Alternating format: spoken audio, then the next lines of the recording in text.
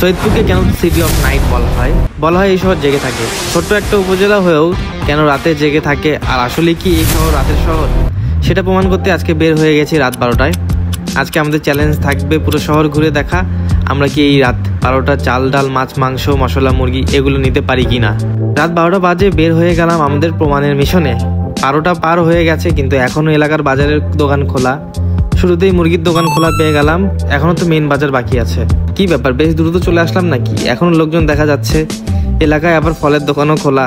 যাই হোক, তাড়াহুড়া করতে গিয়ে আনন্দ মিছিল দেখতে পেয়ে গেলাম। মেইন বাজারে ঢোকার সাথে সাথেই দেখি আনন্দ মিছিল। যাই হোক, এটা দেখতে গিয়েই চলে গেল অনেকটা সময়, আর এখন বাজে রাত 1টা।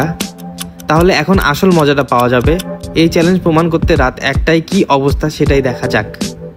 বাজারে এখনো দোকান খোলা, ফলের দোকান, ফার্মেসি, খাবারের হোটেল আর গ্রোসারির দোকানও।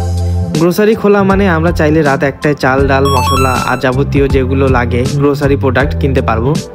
আমাদের চ্যালেঞ্জগুলো আস্তে আস্তে ফিল আপ হয়ে যাচ্ছে। এখন আমাদের খুঁজতে হবে শাক সবজি আর মাছ মাংস। মুরগি তো পেয়ে গিয়েছি, কিন্তু আমার মনে হয় এই সময় মাছ না পাওয়া স্বাভাবিক, কারণ এগুলো তো সকালেই বেশি বিক্রি হয়। কিন্তু আসল চ্যালেঞ্জ হলো সবজি খোঁজা।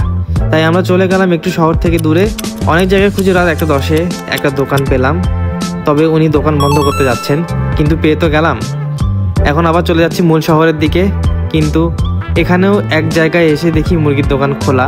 আর একটা মজার ব্যাপার, এত রাতে ফুচকাওয়ালা কিভাবে দোকান খুলে রাখে? তার মানে সৈয়দপুরের মেয়েরা চাইলে রাত 1টায় তাদের বয়ফ্রেন্ডকে ফুচকা খাওয়ার আবদার করতেই পারে। এখন আবার চলে যাব বাজারের দিকে, খুঁজবো মাছ। বাজারের ভিতরে এখনো মানুষ আছে, হোটেলগুলোতে ভিড় জমে আছে, তাদের দেখি মনেই হচ্ছে না যে দোকান বন্ধ হবে। এখন বাজে 1:15। এখন ঢুকলাম সবজির বাজারে। এখানে তো অনেকগুলো সবজির দোকান খোলা, সাথে গ্রোসারির দোকানও। এটা দেখে তো মনে হচ্ছে সারা রাতই খোলা থাকে। কি ব্যাপার, এটা আমার কাছে কোনো চ্যালেঞ্জই মনে হলো না।